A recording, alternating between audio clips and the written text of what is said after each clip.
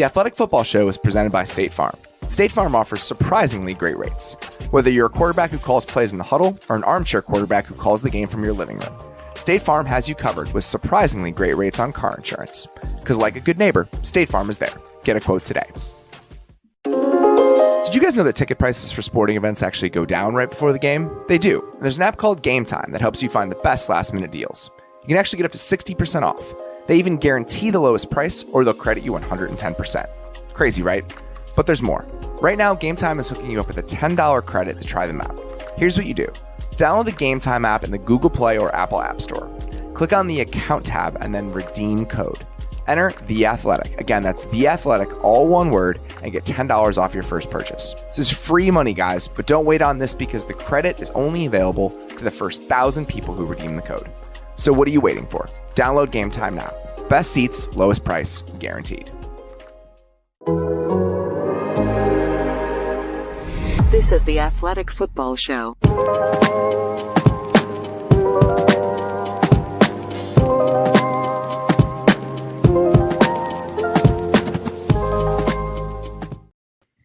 Welcome to the Athletic Football Show. I'm Robert Mays. Joining me tonight is my good friend Nate Tice. Nate, how you doing, buddy? Doing well. That was a day. That was an NFL Sunday where it seemed like just like what usually happens, like one game, like one screwy game that we talk about. We have our section, you know, what the hell just happened? And it was just like, but it happened like in 5 or 6 games today. It was very hard to sort through everything. Last week, we had a long conversation about what the AFC looked like. We tried to tier it out. And we had a really hard time with the second tier in the AFC because it was so muddled and there were so many teams jumbled up. But in our minds, there was a higher tier in the NFL. Like if you looked at the NFC, we had 4 or 5 teams we felt really good about in the NFC. And then the Bills, we thought, oh, those teams are kind of a cut above everybody else. Yep. They all lost today, except for a couple of exceptions. In that tier, we included the Rams, the Packers, the Cowboys, and the Bills, all of whom lost today. So it's not as if there's 1 or 2 surprising losses or upsets for us to break down. That's everything. That was week 9 in the NFL. Mm-hmm. And it was like just as I was honing in, I'm like, okay, these are the contenders. You know, this is our like 6 or 7. I can cut out some of the fat. Okay, a couple rookies I'll keep an eye on some of the crappy teams. All right, just watch these, really focus on these teams. Yeah, whatever. Just blow it up. Like we got Colt McCoy winging it. We got Le'Veon Bell and Devontae Freeman partying like it's 2016. Like this is just what a Sunday. And we have one loss team remaining in the NFL. One. That's it. Every other team in the NFL that's not Arizona has at least 2 losses. We're going to get to the Cardinals a little bit later today on the show. But let's start with the game that we just watched. Kind of a shocker. You know, we expected the Rams offense to look good as they have all season. We spent a ton of time on Friday's show talking about them and just how easy they were making it look in the passing game and how they were able to really just dominate teams in their drop back game. They scored 16 points against Tennessee, averaged 4.7 yards per play. The Titans defense was the most impressive part of this game. We spent so much time last week thinking about what do the Titans offense look like? How will they construct this thing without Derrick Henry? And then their front and Kevin Byard and a couple other guys just play out of their minds. Yeah, like I've been watching this Rams offense week after week, and it's like, I mean, honestly, if you asked me Friday, this was the one team I felt so good about. It was like the Rams and the Bucks. You know, those are like, okay, I really feel good about those. And it was this performance today. It was like just the Stafford blemishes. He had he had what everyone's calling now, he had a Wentz moment. Like now those plays when they're about to get the safety and they throw a pick, that's a Wentz now. But that happened. Just their offense, like they actually finally had a team that really took it to them up front, especially on the interior, which we'll talk about later, but especially on the interior. And that was the first time I've seen, even when they played the Cardinals, I didn't ever felt that pressure was giving, Stafford huge issues. There's a couple times where it came up, but it was never just never felt that way. And then this was the first game where it was like, anytime he was trying to work on a backside, which we have commended, that's what Stafford can do. He can get to those number 3 reads. The pressure was getting home. Like they were doing the late twists and everything. And it was like we had noticed with this Titans defense how up front, how well they were playing up front. And it was like, they're okay. I was like, oh, wow, they're doing some good things. They're actually like disrupting plays. And we kind of got to see it on a national spotlight. It was just shocking to see it against this Rams team that looks like a juggernaut. I mean, I thought they were. And I mean, I guess the Von Miller stuff maybe they blew their load a little bit, got a little too excited, wait for Von next week. But I don't know. It was a good performance by the Titans. I mean, just they took advantage of the mistakes by the Rams, but it was weird seeing a team look so mortal on this offense that really has been taking it to every defense that they faced. The funniest part and kind of the most surprising part about how the offense was rolling for the Rams so far this year was the way their offensive line was playing. Yeah. Because before the season, coming into it, you absolutely could spin this yarn about how Stafford could look like this. This was on the table. But the offensive line, think about how much attention we paid to the offensive line around the draft. How surprised people were they didn't go make any moves. And they moved Brian Allen back to center late in camp. Yep. All right, we're going to roll with Corbett at guard, and we're going to have David Edwards play the other spot. And it's been working very well. Mm-hmm. But if you think about just the pedigree and the track record of the guys on that offense, it is the least proven group. But they've been playing at a really high level. And today they got taken advantage of. And this is a version of the Titans defense that I don't know who the heck is playing corner at this point, but they've had this handful of guys play like this over the last month or so. Mm-hmm. Jeffrey Simmons was a monster today. Danico Autry has been really good and versatile for them. Landry is up there in pressures. Is one of the most productive pass rushers in the league this year. It's a bunch of athletic football show all-stars. Yes. They're graduating. I'm so proud of them. And the pick six that Byard had that's a great play. That is him just unbelievable play. Seeing that thing from a mile away, coming downhill. And that was like a really heady feeling where the game was. Okay, usually after a play like that, the quarterback just wants to get back on track. And oh my God. So that was a nice 4D chess move. It really was. You got to commend him. And it's funny because they're not super well rounded on defense. They have holes, but these guys, these 3 or 4 kind of upper echelon players that they've had so far are continuously making plays. Yeah.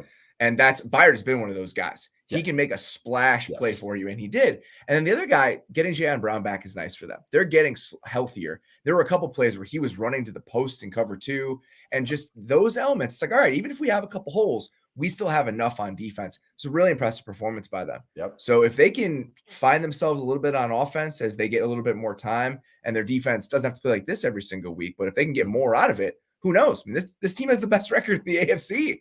With how muddled everything else is, why not the Titans? I'm sure they're asking themselves that. Right. And it was Derrick Henry goes out. Everyone, even myself, I was like, oh, they really build around him. That kind of just keeps them on track all the time. And it was didn't matter. They wanted a different way. How many times we talk about teams have to find a different way to win? And it wasn't like they did this against some scrub team. It was the Rams in LA. Yes. So it was wow, okay. Props to you guys. And look at David Long stepping up. They're getting okay, these guys are improving. They're getting performances out of guys that they maybe not thought that would just be the league average. So that's that is usually what you need to be a surprising unit. And the Titans are doing stuff. And like you said, I don't even know who's playing corner and they're doing this stuff. It's a testament to Mike Vrabel and the fact that they have a uniformity in the attitude they play with. And that's his whole shtick, right? And it's probably overblown and silly at times, but it does matter. In moments like this where you're rotating out pieces, we're going to talk about another team later that didn't play like that with backups today. So it does matter.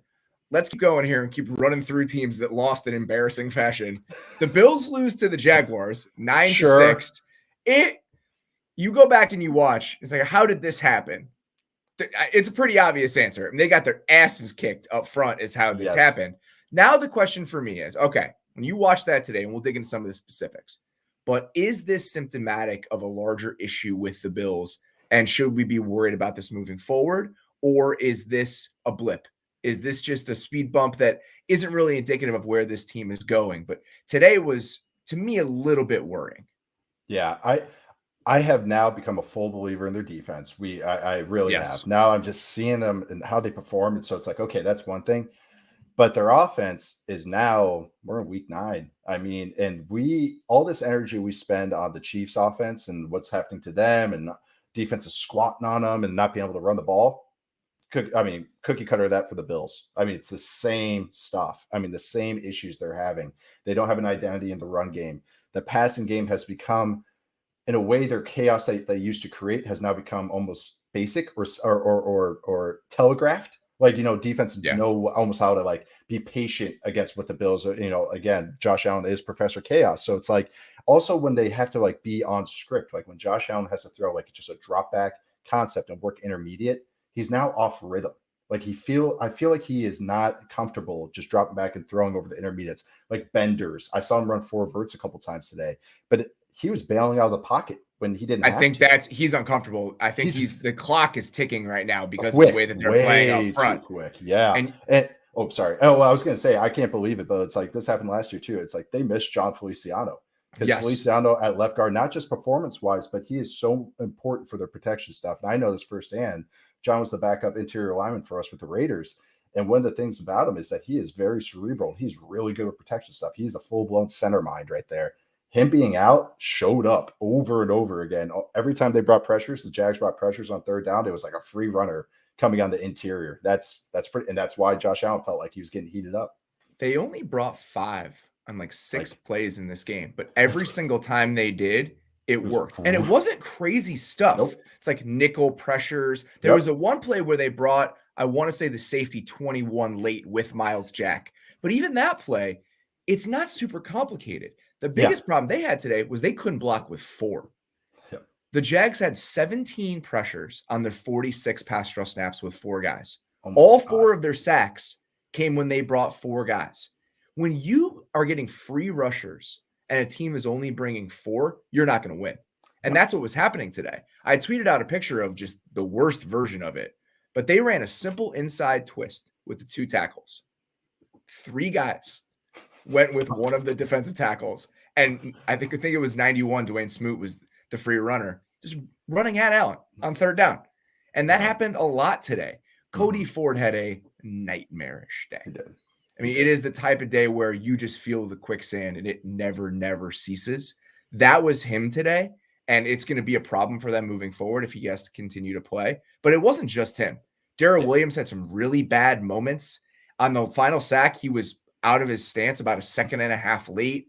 He had a couple penalties. Times. Yes. Yeah. And they were all over the place on third down. And you could feel that discomfort and anxiety in the pocket. And that led to Allen just doing some really bad Josh Allen stuff. Yep. The pick late to Josh Allen, which, God, everyone was really excited about that today. Okay. I felt like a hater for a little bit because I was like, all right, we're driving this into the ground, guys. His name is Josh Allen. Like, it might as well be John Smith. Like, really? If they had like Barkevius Mingo, I'd be like, oh, okay, yeah, there we go. 2 guys named that. Okay, there. But it's like Josh Allen and Josh Allen. Okay, it's a little different. It was a lot of attention paid to it today, but that play was a good example. And the other one that, like, just a small thing, the 3rd and 2 where he fumbles, he should have given that ball. And it's just those tiny little moments that are turning from small mistakes into catastrophic mistakes that Josh Allen picked. They fail to pick up that pressure. But instead of it just being a bad play, it turns into a catastrophic play because he's trying to make something happen. And that was happening consistently today. When I went back and I watched some of that game today, I expected crazy blitzes and all of this stuff. And the fact that it wasn't that and they still couldn't protect, that's how you have that sort of game on offense. And it felt like it's weird I'm about to say this is like the Jaguars were like a step ahead coverage wise from what the Bills were expecting. I can't believe those words just came out of my mouth, but it's honestly, like at the beginning of the game, the Jaguars were playing man. And I think the Bills were like, excuse me, like you're going to go man of coverage against us. But then it was great. Like they got into the red zone. They were expecting man because the Bills ran mesh. And then nope. Jags ran zone. It just ran soft zone. It just caught it up. And it was like, I think Allen had a scramble. They didn't get it. But it was like they just kept him a page behind. And then they started heating him up. They threw in third downs. I think, yeah. So like you said, 5 pressures. That makes sense. It was all like third downs, it seemed like. And it seemed like they just kind of like kept him guessing without doing too much, which is really weird to say. It's terrifying. It wasn't like anything revolutionary where I was like, man, I could see how he got confused. It was more like, they had the wrong play at the wrong time, but it was like, how do you not have answers? It's not like losing one-on-ones and just getting beat up front. Yep. I mean, that's the problem is when they don't bring more than you can block ever, and you still can't block anybody, that's when disasters happen. And that's exactly what today felt like. Yeah. Speaking of that, Cowboys. Sure. It was 30-16 to the Broncos. This to me was a mix of stuff, right? Yeah. There were some bad moments for Dallas. 4th and 1 on the first drive. Justin Simmons. This is what this game felt like to me. Some rough moments for the Cowboys, but every single time there was an opening for Denver, somebody made a play. Yep. So perfect example, 4th and 1 on that first drive. You don't get it, but you don't get it because Justin Simmons takes grass on that play and makes a tackle in the backfield. Play later in the game, Amari drops a 3rd and 1 at midfield. Okay. Yep. They line up on 4th and 1. Kenny Young sees something, makes a check to, I believe, man coverage, does a great job against Dalton Schultz after he motions across the formation. They try a little slant flat. Kenny Young sticks with him. Dak has to clutch it, throws it away, drive over. So, yes, should have caught the 3rd and 1, but on 4th and 1, somebody made a play. And that's what the Broncos did consistently today. To me, it was a combination of Dallas just not being very sharp and the Broncos guys just stepping up routinely over the course of the entire game. The Broncos offense too, I'm going to talk about their defense, but their offense too had like a perfect game plan. Like they had an answer for like what the Cowboys wanted to do. Like they watched that Vikings film, like that game last week, and they had everything we talked about on Friday. It was like also that it was like they listened to our notes on it, or just like, oh, I'm going to do that against it next.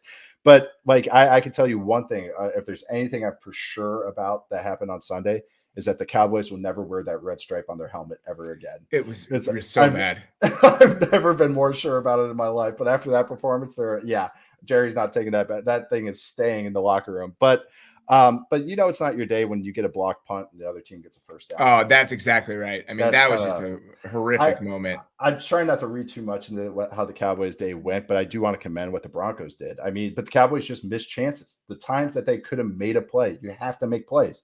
That's why you're a player.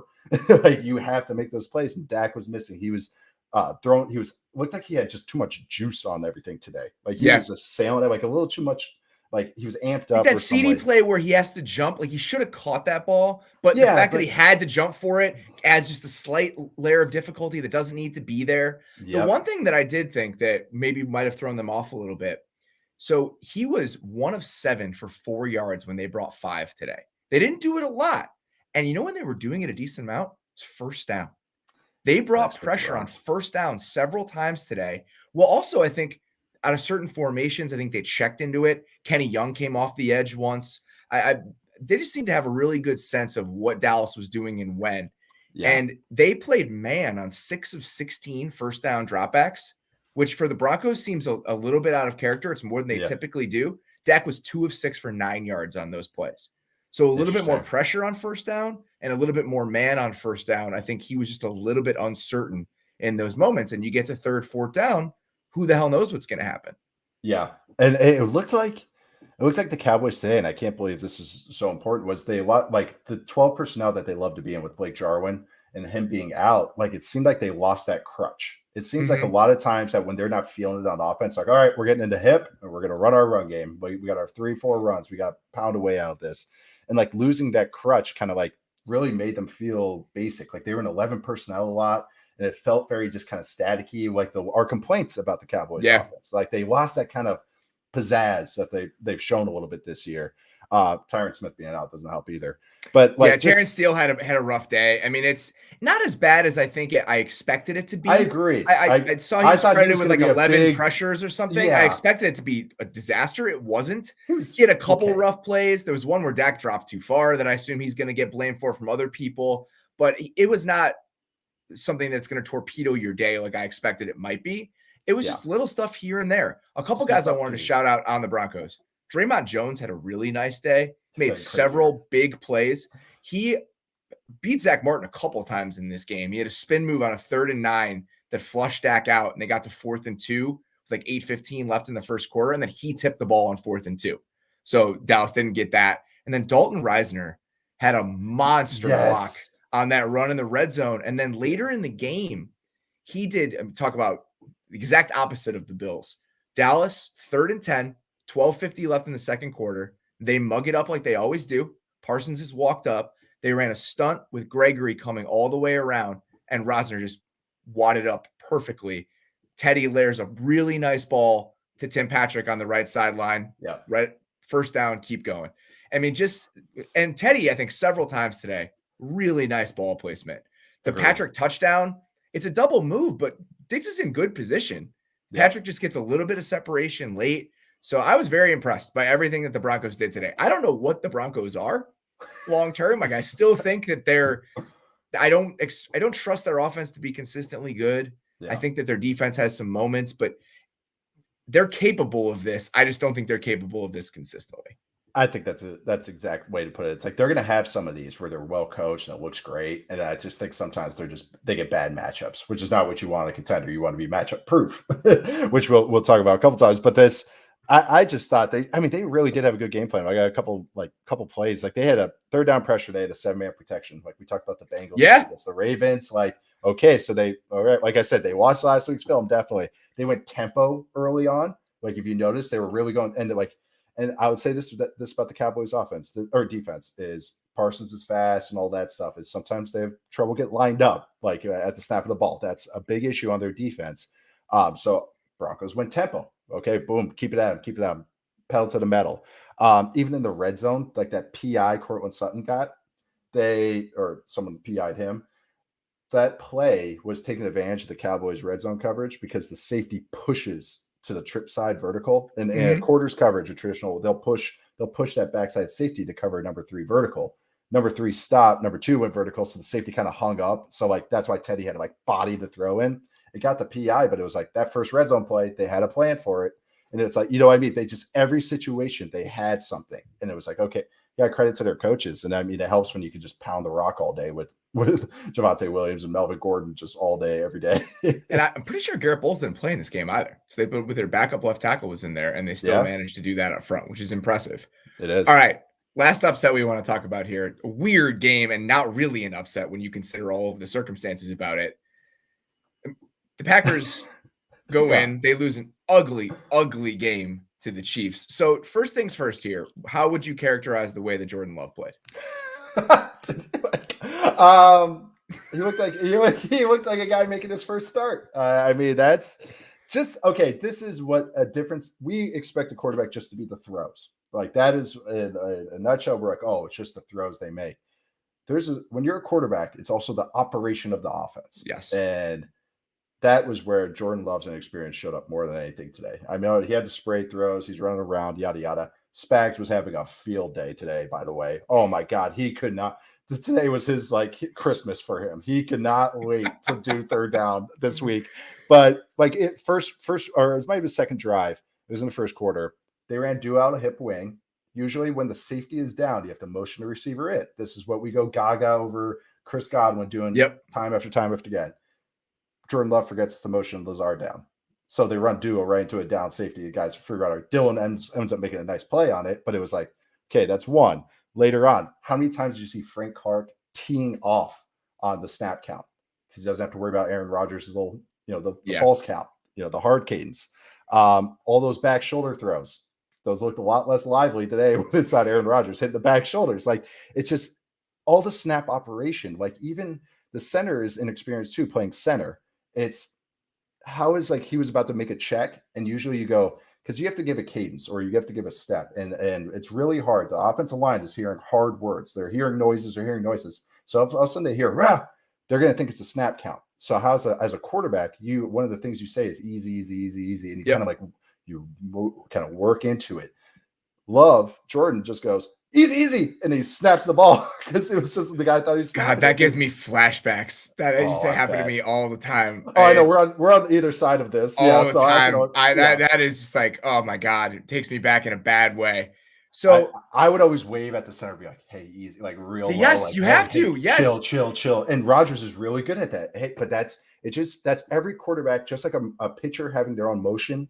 Every quarterback has their own operation, their own cadence, their own way of checking, their own way of doing everything, own way of dropbacks. So it's like all of a sudden Jordan Love gets plopped in. It was like, oh yeah, there's a big difference between you and Aaron Rodgers right now. The frustrating part about this is that their defense played more than well enough for them to win this game. Yeah. Mahomes went 20 of 37 for 166.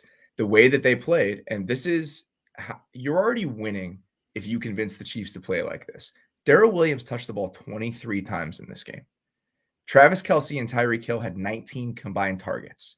If that is the way that they're approaching you, you're already at an advantage.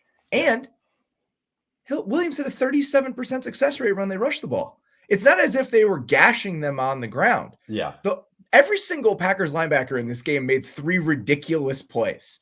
Like Chris Barnes made multiple tackles in space. Oren Burks had an incredible one. Yep. Campbell had one down on the goal line. Rashawn Gary had multiple nice plays in this game, which helped having Andrew Wiley in there at right tackle. And that, guess what?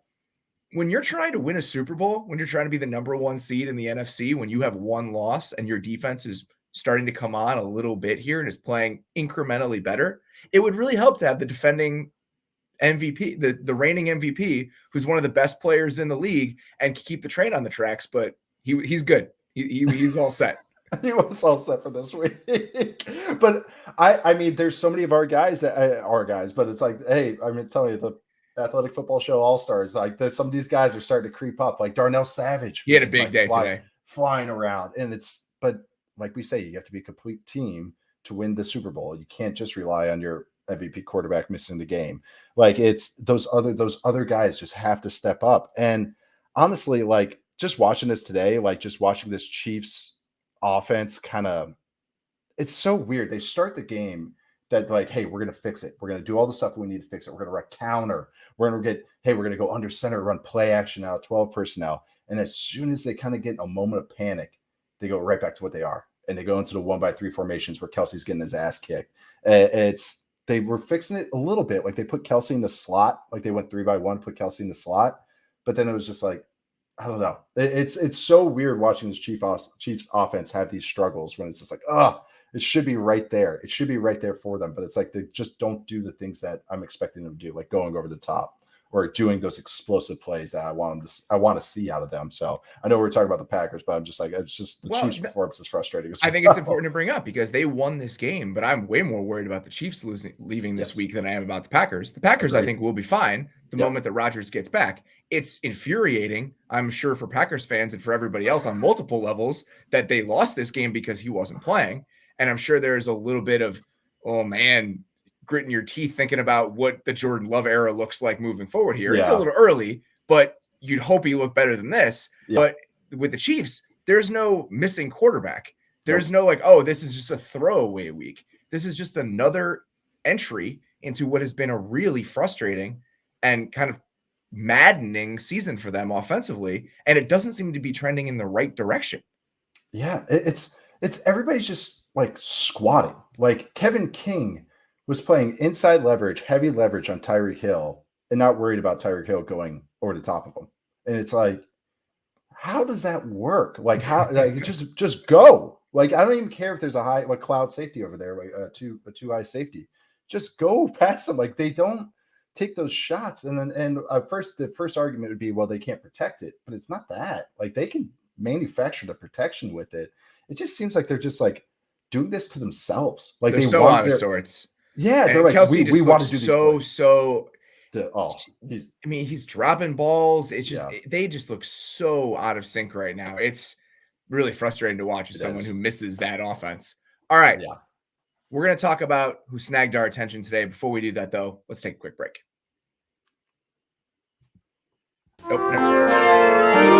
We'll return after these messages. When the moment for intimacy arrives, you need to be ready. Roman ready. Whether you've been in a relationship for years or just getting started, having the confidence that comes with preparation means you're free to enjoy the moment when the moment comes.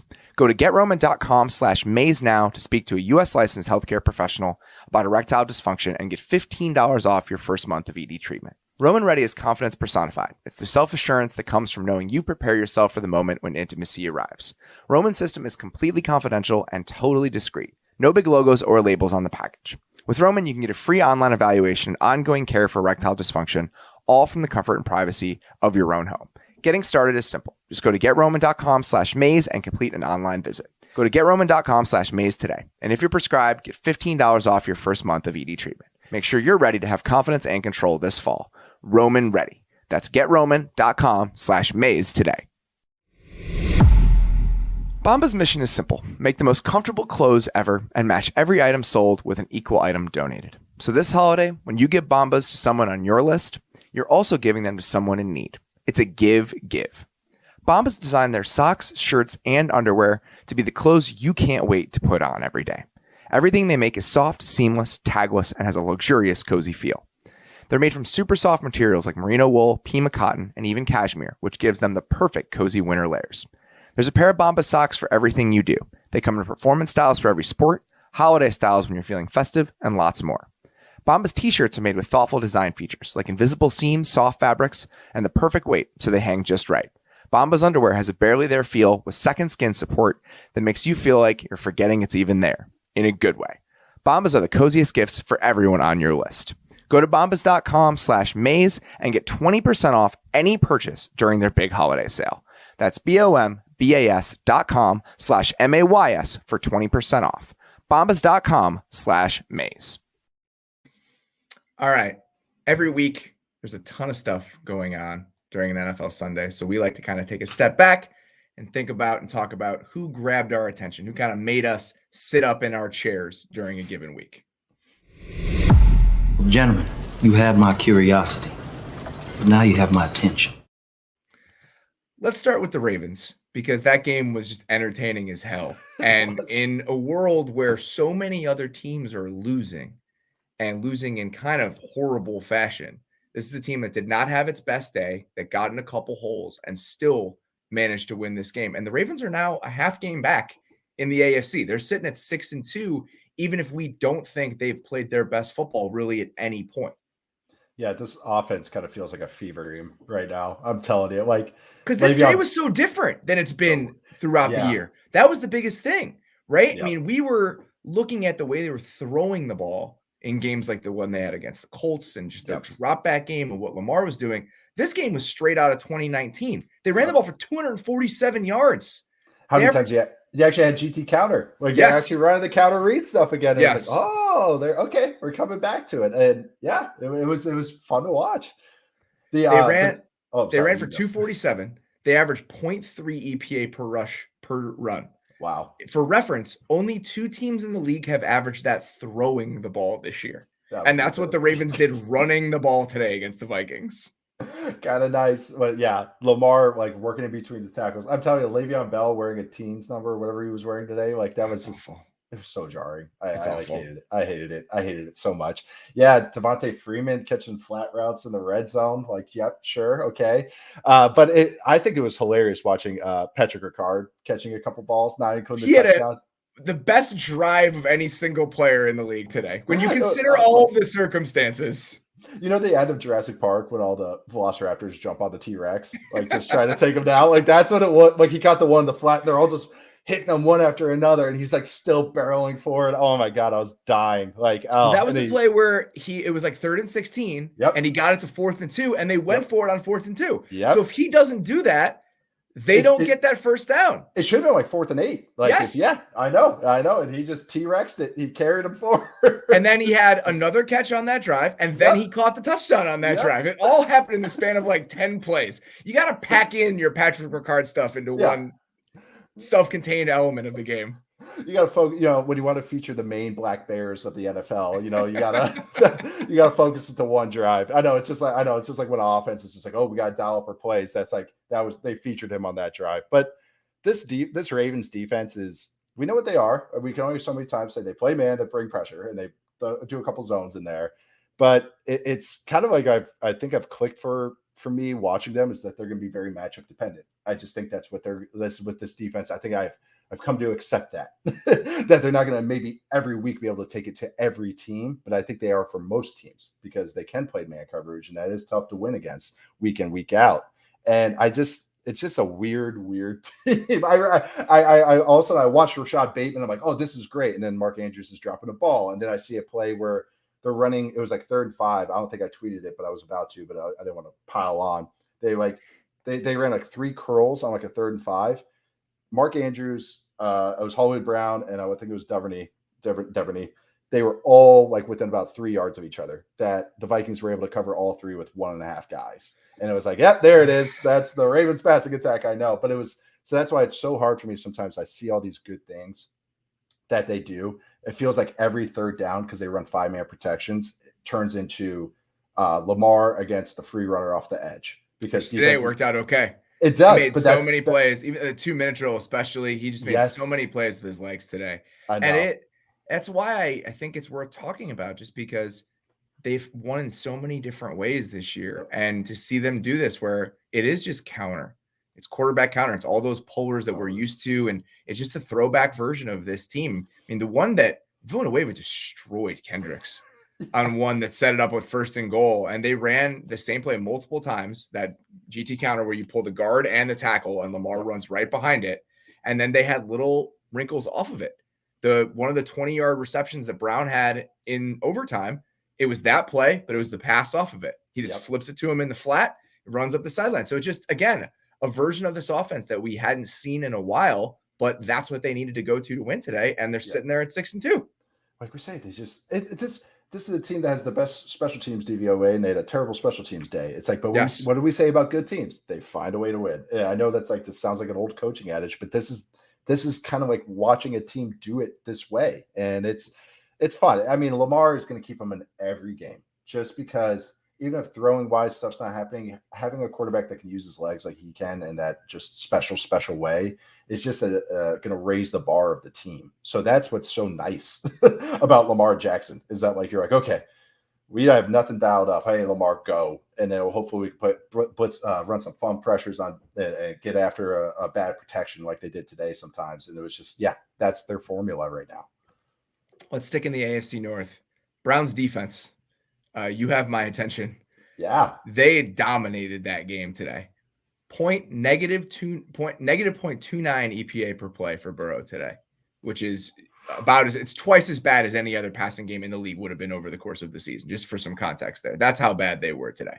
It was not the Bengals playing bad. It was singular performances from some of the guys on the Browns. Their stars step up.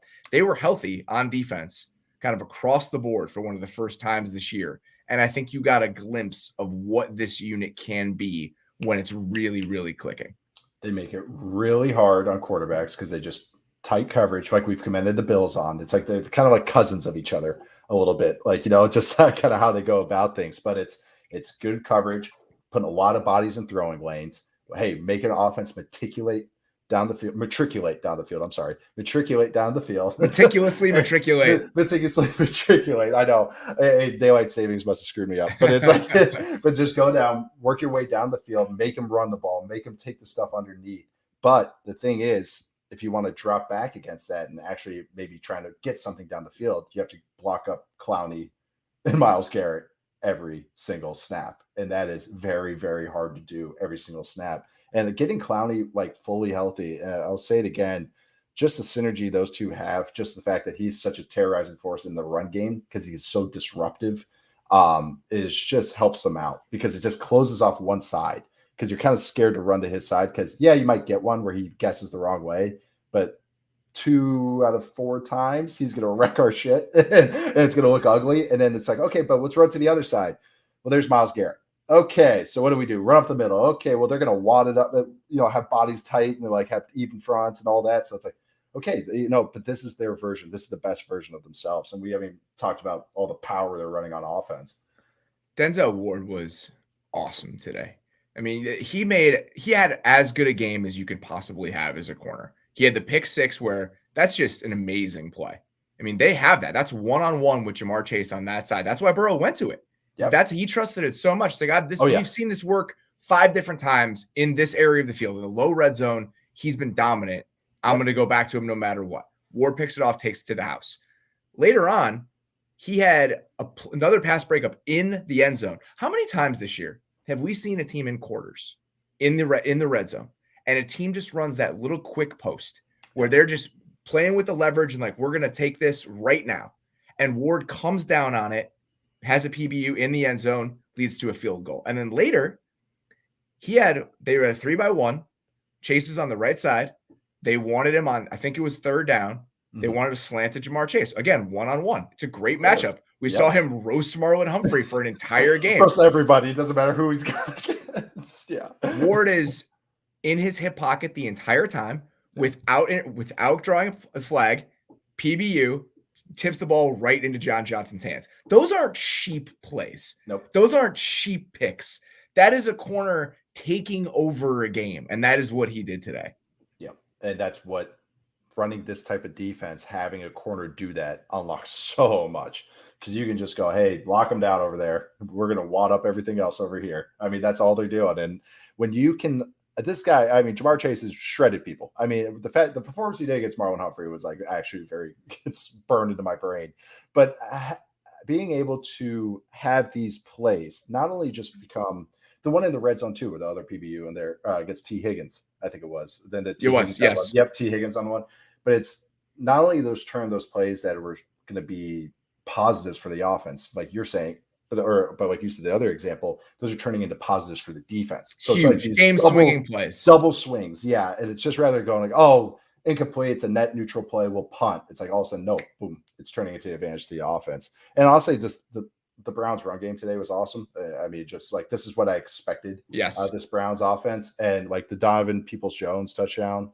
Like it was. This is what the team. This is what I thought they would look like in August. This is what it looked like. This is what I wanted the Browns to be. Yes, Myles Garrett, and it's so funny because in the first half, I was sitting there watching Jonah Williams. I was like, he's playing well.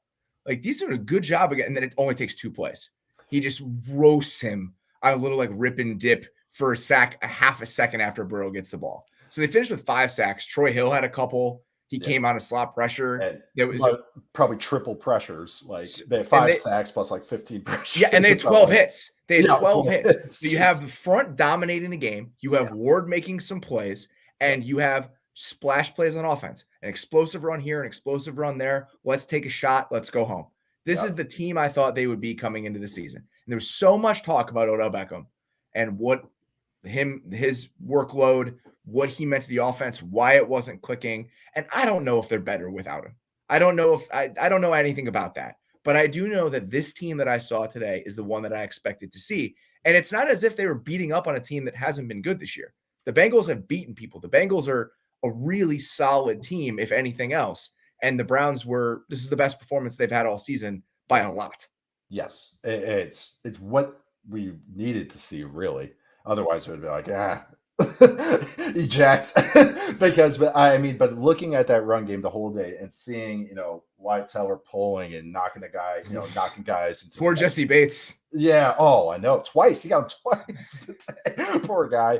But like seeing the tight ends down block and kicking guys out and then running, okay, we hit 3 powers in the first quarter. We're just running a power play action and hit a shot play over the top. And that why that run game matters in that whole thing. No crap, no shit. It matters that for this team. But on that shot play, because they hit power out of that formation twice already, Jesse Bates and the other Bengals safety were at 10 yards. Yeah. And so they run power with the puller. Even if those safeties recognize it's a pass, they already started at 10 yards. So that split second of hesitation, you're in an over post combination and it's all over. You could play it perfectly, but the fact that they've been brought up, it's the classic run this up to the pass. Guess what? It works. If you can do it, it works. But I have no idea what to make of no idea what to make of the OBJ thing, but it's just like, this version works for them. And it didn't work with OBJ in there. I mean, it did at times, but it was inconsistent, but at least maybe they know their path now rather than maybe square peg round holding. I will say some of the stuff they do inside the 5 just drives me nuts. Like they squandered multiple opportunities. They did not play a perfect game today. Yeah, this could have been uglier than it was when you consider some of the turnovers. That too. That's the third week. It was low red zone. It's once they get inside the 10. It's so weird. It's just multiple plays today. I was like, there's still a place that they can go after their performance today. But they're 5-4. They have the same record as the Bengals, and we've talked about it a million different times. With how muddy the AFC is, who the hell knows? If they play like this, and this is the team they can be for the rest of the season, they absolutely could be a major player in the playoff picture. Absolutely. All right. It's time now for State Farm's surprisingly great performance of the week, presented by State Farm. I wanted to talk about Matt Ryan.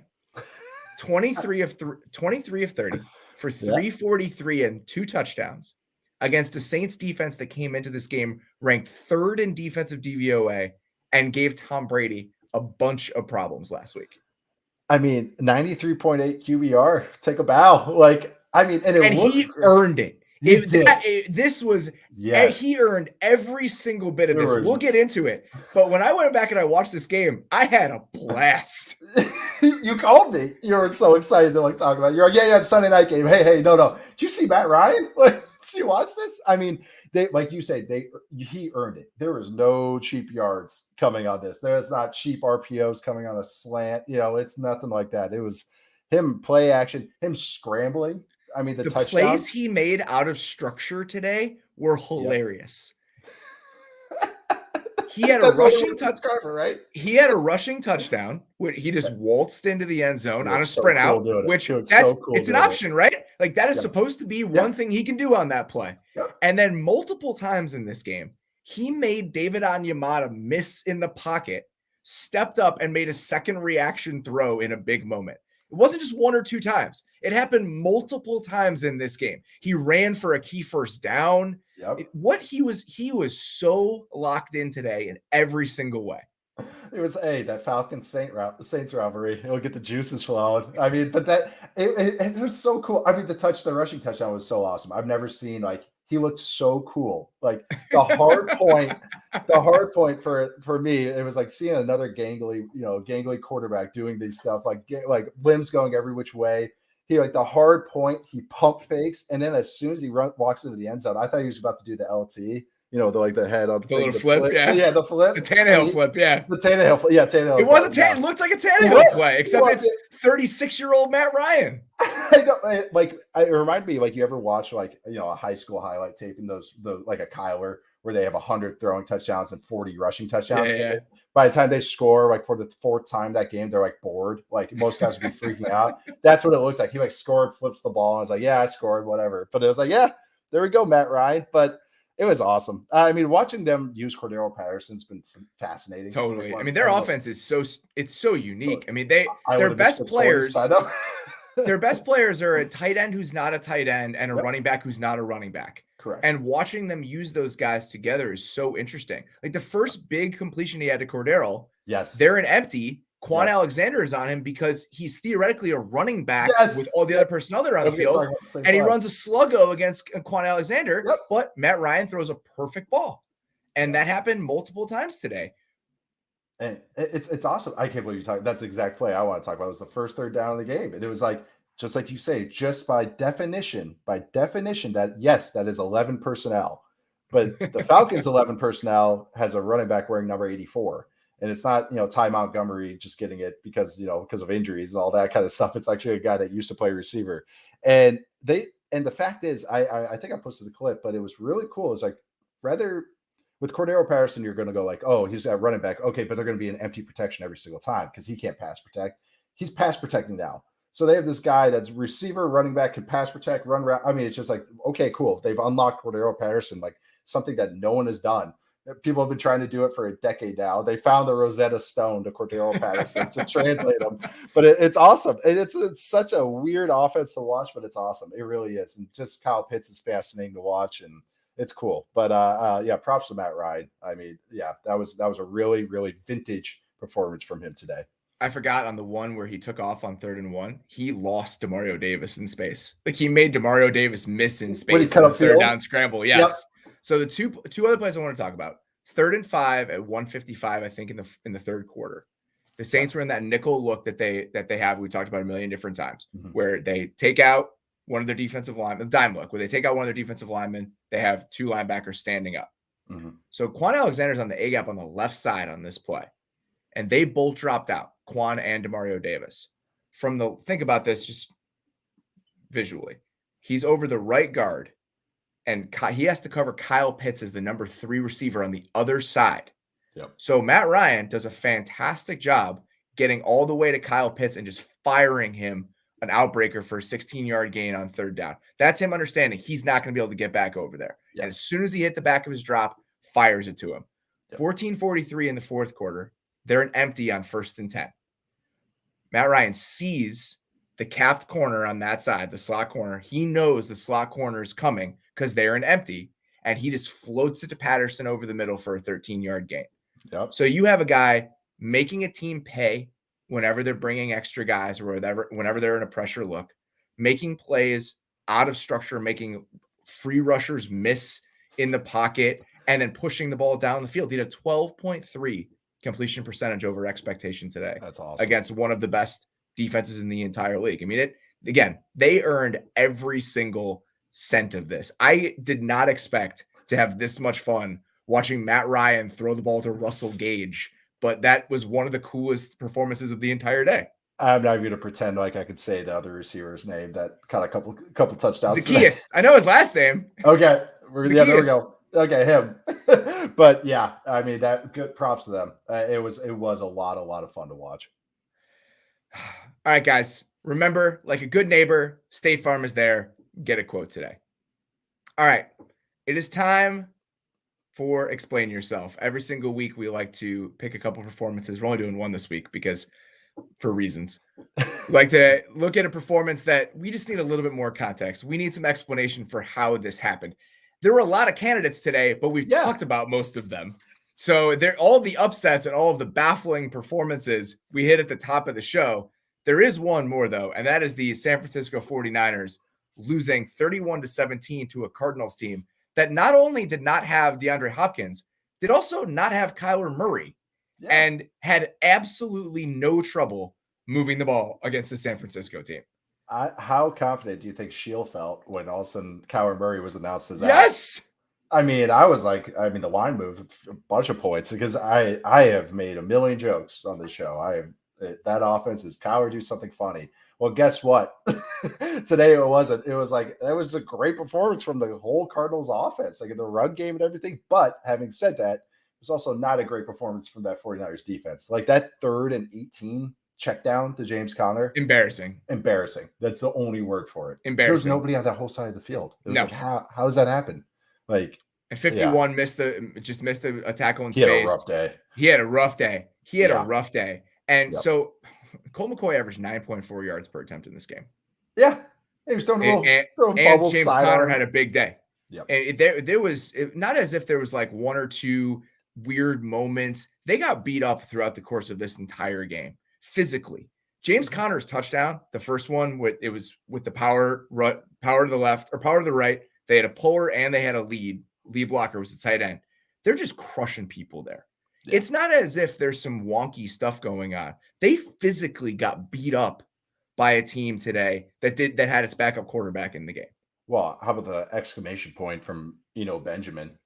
Perfect example. Oh my God. Perfect example. That was like, I mean, you could hear the whole air come out of the stadium after that one. But that's exactly what it was. They did take it to them. An offense like that, I'm like, oh, they just go hero ball DeAndre Hopkins and now AJ Green. And you would think this defense would know, hey, they're going to really go, probably work the interior. And they've had Christian Kirk there and Zach Ertz. And, the running backs can both all catch. And it was like those guys still went off. Like that number 51, Aziz Al-Shir, like he was getting he got torched on an angle route from Ertz, I believe it was. And it was like, they had a couple of those. Their 5th round rookie was starting at safety, Hufanga. Yeah, and that's so he was slow to trigger on stuff, and it was like, it was brutal. That's why some of those runs were getting to the second level because there's no safety coming down. You could easily explain this away and say, well, they're hurt. Fonga's starting, Tavon Wilson's getting snaps, Drake Kirkpatrick is playing, 51 is getting tons of run because Drake Green was hurt. Yeah. They're always hurt. Right? They're always hurt. At a certain point, it's not as if this is not self-inflicted in some way. They came into the season banking on Jason Verrett playing the entire year. I love Jason Verrett. I would love if Jason Verrett stayed healthy, but that is not a bet you should be making. Correct. Jaquiski Tartt has been hurt, right? He missed this game. Do you know how many times Jaquiski Tartt has played more than 12 games in the last 5 years? Never. 1. Okay. He's missed at least 7 games every single year since 2017, except for 1 year. So it's not as if we can't see this stuff coming. Yeah. So other teams are also hurt. Yep. The Cardinals don't have J.J. Watt. They didn't have Kyler Murray. They didn't have DeAndre Hopkins. They played with some balls today. Yeah. They took it to them. 85, Wesley, he made a couple plays down the field. On that Benjamin touchdown, he's laying wood on a block. And that to me was the most disappointing thing, is that it felt like they didn't want to play that type of game. And correct. So now you're in this place where this team is 3-5. you watch them compared to a team like Tennessee with a bunch of backups in, or Arizona today. You know, like, what is this team? What are they? What are they supposed to be? And it's just their personnel concerns on defense are starting to creep up. Their offense was fine today. If you look at it, they had some big plays and some rough turnovers. The Kittle fumble, the Ayuk fumble, that doesn't happen. The game is closer, but you cannot explain away the performance that they had on defense. That there's no excuse for that. And what, like, their offense, by the way, why do they always have fumble issues? Like, I feel like the 49ers, since Shanahan's got there, it's like they always lead the league in fumbles. Like, I feel like this has been their MO, and injuries, of course. And it's like one thing kind of leads to another. But this defense, they're so predictable. And like you're just saying, if you know you're relying on injured guys or unproven guys, being predictable is not the way to win. You're relying on your front four winning. And we talked about, well, it's great when it does work. All the good defensive plays today for the 49ers was one of their front four guys winning. It wasn't some cool pressure where I'm going to tweet about it later this week. You know, it's nothing like that. It was just one of the guys, it was Armstead, it was somebody just wrecking shit. And then like, okay, getting home. But like, cool. Like you're going against Colt McCoy. Like, shouldn't you be making plays and doing all this other stuff? It felt like they just got spread thin. And it's like, you know, this team, you just had a good performance against a couple weeks ago, and you're going against should be a lesser quarterback who's not going to beat you with his legs. Like, what the hell happened? Like you said, the Cardinals took it to him. It felt like the 49ers were just playing scared, like throughout the whole thing, like defensively. And then offensively, it's like, yeah, they come home, they do some stuff, and like they did look better. They realized that Brandon Ayuk is still alive. Like, you know, it helps out George Kittle. It helps out George Kittle healthy. Like, but again, you see Jimmy being Jimmy, good and bad. A couple plays, but then as soon as those first or second reads are open or covered, all of a sudden he clenches up in the pocket, and you're just like, and you're like, oh yeah, that's right. That's right. You traded for Trey Lance, but then that makes you remember, oh, is this franchise in purgatory? Like, it's just, you don't know, because even looking at their offensive line, they have Alex Mack and Trent Williams, both fine players, old. I mean, let's be honest, they're in the 30s now. Like, you know, the right tackle hasn't done much. Like, you know, it's just like a hodgepodge of parts. And the right guard to me is very indicative of what's going on here. He got worked multiple times today. So that to me is emblematic of a larger problem. Okay. He's getting destroyed. Yep. You drafted a guard in the third round this year, right? Second round. You drafted a guard in the second round this year who has not gotten on the field. No. Yeah. He has not gotten on the field. You have a third round running back that you traded a fourth round pick to get that can't get on the field and is inactive. Yep. You had no second round pick last year because you traded it for Emmanuel Sanders. Yep. So the meat of this roster, where the depth should exist, you see the holes. And that is the problem here, is that for as good of a schemer as Kyle Shanahan is, which I truly believe that he is, and the fact that this has been a top 10 offense again with Jimmy Garoppolo, they move the ball today, they create explosive plays. I feel like the personnel choices and the overall vision on that side of things lacks focus and lacks vision, and that is sabotaging whatever benefit you're going to get from Kyle Shanahan as an offensive coach. And where does that leave you? I don't know the answer to that. Yeah, I think lacking focus is exactly what it is. I like, even right there, I just like my last line here, I said they're just purgatory as a franchise, because it's just, some of it makes sense. And as soon as I'm like starting to buy into like what makes sense there, they just like reconfigure it a week later, or they tweak it, and it's like, okay, now Jimmy's back starting. And it's like, I don't know. It's like, there's no path set. Like, it just, I even with the offense doing well, I don't know what they hang their hat on right now. It wasn't running the ball today, like, as we know, as Shanahan offense. And I get that. I get they have injuries. I get it. They're playing a rookie running back. I get all that stuff. But it's like, that's usually what they hang their hat on. So you're going to hang your hat on offense with Jimmy passed the ball 40 plus times. That's not very fun to watch. Like, that's a little scary to watch, like, especially how this defense is now. This defense that is relying on their front four getting home every single play, which was fine a couple of years ago when Richard Sherman was playing well on a cheap contract, relatively.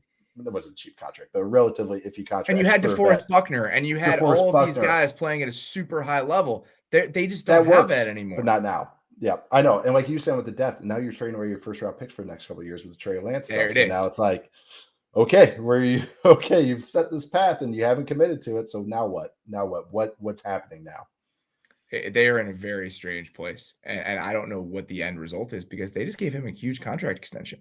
Yeah. And there are a few bigger fans of Kyle Shanahan as an offensive football coach than me. I mean, for the last 5 years, I feel like I have trumpeted that cause as much as anybody has. I think I've led that charge in a lot of ways. One of the first conversations we've ever had was talking about Kyle Shanahan. Yeah.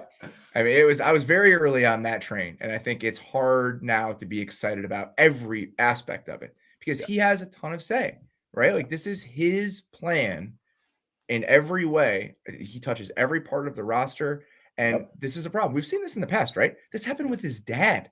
Yes. Where the general manager side of it starts to affect the coach side of it. And I absolutely think that's what's happening here is where the team building vision of this is starting to sabotage whatever benefits you're going to get from I can create and manufacture explosive plays. Just give me the guys. Yes. Just give me the guys that know what they're doing. I mean, the fact that we're relying on Mohamed Sanu so much, like he's playing a good chunk of reps. I'm not saying rely on him, but the fact that he's seeing the field is like that. I don't know.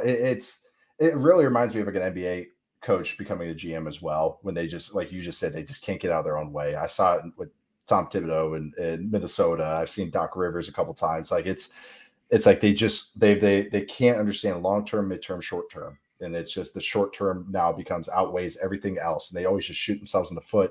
So as soon as one hole gets patched, all of a sudden 2 more pop open because they haven't thought about that, because they were worried about the game plan of that week. So that is a concern because, like you said, there's fingerprints. There's a reason Alex Mack's on this roster. There's a reason Trent Williams is on this roster. Those are Kyle Shanahan guys. There's a reason Sanu's on this roster. All those guys. And there's bad sides of that too. There's downsides of that too when you're not going against what you maybe think you like. And you just got to figure out what it is. I want to put a bow on this very quickly by saying we also just can give some credit to the Cardinals.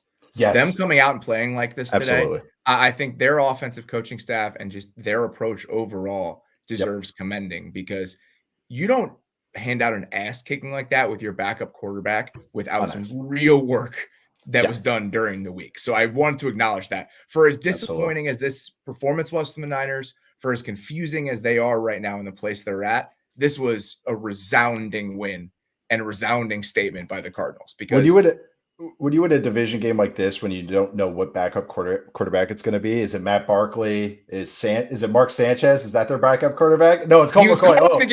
It's that one. You just got to spin the wheel. It's like, all right, which backup quarterback are we getting? We got a Chase Daniels appearance? No, okay, it's Colt McCoy. All right, that's it. I was saying this last night. I was at a party and we were talking about this, and it's like, I don't know why Colt McCoy is the backup quarterback for the Cardinals, because for the most part, if you look at backup quarterbacks throughout the NFL, you can easily hop, skip, and a jump to how it happens, right? Yeah. Case Keenum is the backup quarterback for the Browns. Case Keenum was the quarterback in Minnesota when Kevin Stefanski was the quarterback coach and then the offensive coordinator. Done. Chase Daniel is the backup quarterback for the Chargers. He was with Joe Lombardi in New Orleans. He knows the offense. This is how we do this. It's typically some connection point. I don't know what it is with Colt McCoy and Cam Turner and Cliff Kingsbury, and I have no idea. So good for Colt McCoy, I guess. I guess he's a good hang. I mean, that's what. Hey, being a good backup quarterback, that's about 90% of it, is being a good hang in the meeting room. All right, before we get out of here, we're going to hand out the belt. But first, we're going to take one more quick break. We'll return after these messages. We all know that in this day and age, privacy is a huge conversation and a huge important topic. It doesn't matter who your internet service provider is. ISPs in the US can legally sell your information to ad companies.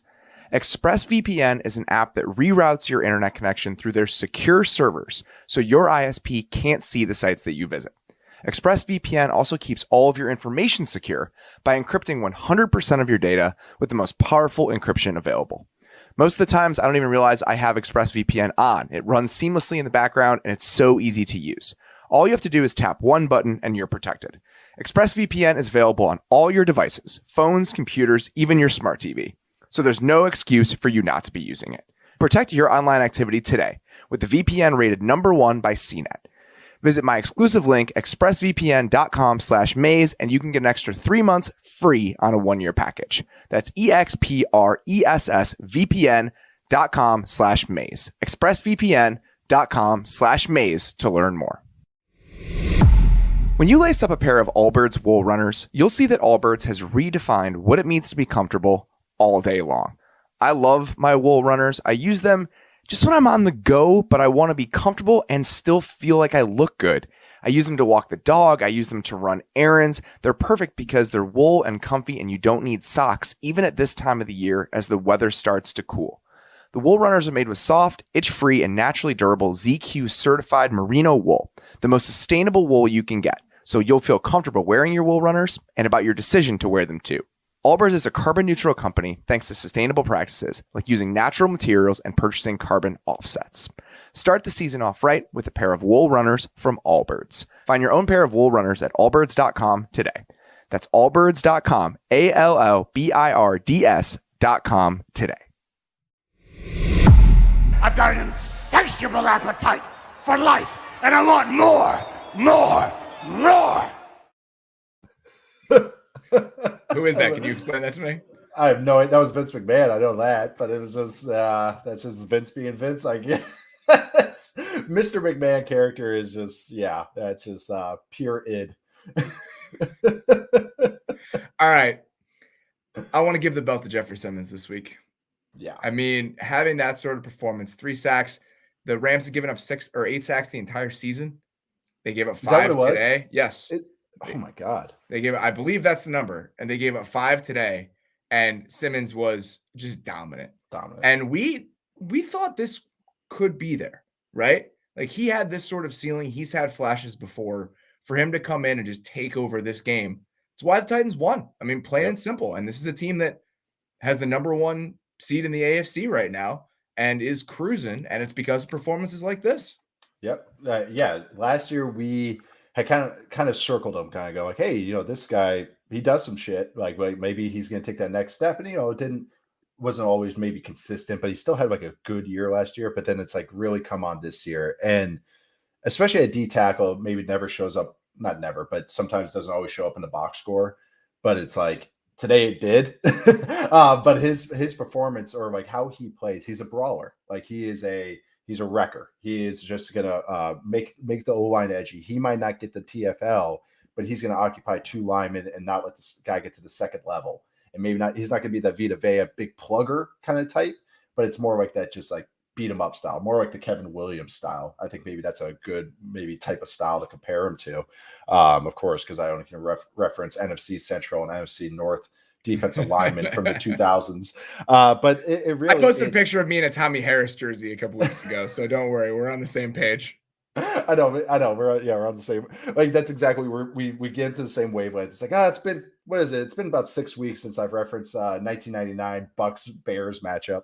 But like the Titans this is like the epitome of the Titans, like what Simmons is. It's a big, athletic, tough dude. Like that is what they like. This entire team, they have. You can knock them sometimes for it, but they have a type, and that's what he is. He epitomizes what that team is, and it speaks to his talent that he could pop his ACL before the draft and still go in the first round. I mean, that just speaks to the talent level. So it's cool to see him healthy and maybe become more consistent and kind of get the love that I think he really is one of the upper tier interior defensive linemen in the NFL right now. It's cool to see some performance like that in Sunday Night Football. Well, speaking of one of the upper tier defensive linemen in the NFL right now, he had 10 pressures tonight. He's had 27 since week 6, 7 more than any other player in the league at any position. That's ridiculous. Second is Danico Autry, who has the 20. Bash brothers. These 2 guys are wrecking shit. Tonight, they blitzed Matthew Stafford, so all according to Next Gen Stats, on 4 of his 53 dropbacks, but they got pressure on 15 plays still with only 4 guys. All 5 of their sacks are with a 4-man rush. That's tied for the most of any defense in the league this season. And it's because of Jeffrey Simmons playing the way that he did. So it's a testament to him. It's a testament to the Titans' plan on defense. And they have snuck up on us. On us a little bit. It is 1 a.m. to me right now after daylight savings time. So thanks for bearing with me here a little bit. That is all we got, guys. As always, thank you so much for listening. We sincerely appreciate it. Please submit your questions for this week's mailbag. Our voicemail number is 872-222-7073. Nate is going to come on to do the mailbag tomorrow because I didn't book anyone else. And I asked him if he could do it. And he said, yes. So we're doing that. The voicemail, that is the voicemail line. Please call us. Please send us some questions on email if that you prefer that. athleticfootballshow@gmail.com. So all of the scheme questions you guys have wanted answers to that I've been putting off, feel free to resend those because now I will feel very good about digging into them. That's all we got for tonight. As always, guys, thank you so much for listening. We'll be back with the mailbag on Tuesday or tomorrow. Time is a very strange thing with these shows. Please come back and check that out. We'll talk to you guys soon.